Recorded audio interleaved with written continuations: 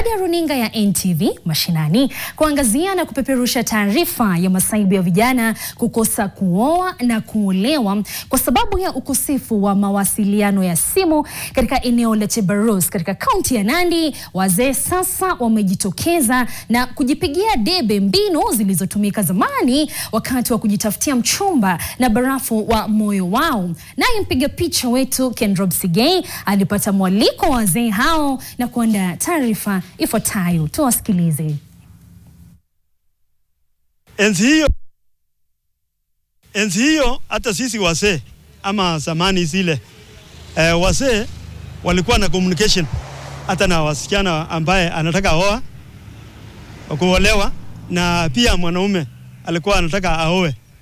Enzi hiyo tulikuwa tunatumia si simu hii ya wakati huu, ni simu yetu ilikuwa ni matawi kuonyesha ya kwamba mimi niko karibu, kuonyesha ishara niko karibu. Hiyo ndio jambo nzuri ambaye tulikuwa tunafanya zamani. Hii ndio ishara, nikiwa mimi nataka yeye siwezi kupiga pinja ama niite kwa njia nyingine, naita yeye kwa njia ya matawi. Nikifanya namna hii amejua ule ana report kwangu ya kwamba anataka fanya namna gani, anataka jambo nioe yeye ama niolewe.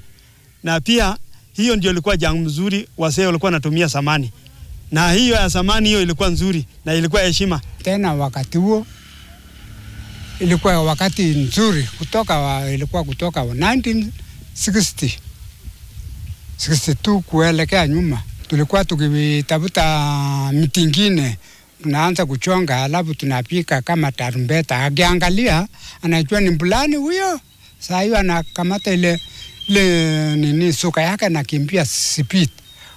Kwa maana amesikia nini tarumbeta ikilia, anaanza kutazama upande na upande. Ndio hiyo anakuja mpaka mtoni. Kisha kuja mpaka mtoni, mnaweka ile mtungi kando, mnaenda kando, mnaongea. Kisha saa ile mmaliza hiyo neno lenu, yana kupatia promise ya kuwa umekuwa wangu. Si ilikuwa hata wakati enzi hiyo simu ilikuwa hakuna. Pinja ilikuwa kama simu ya mtu.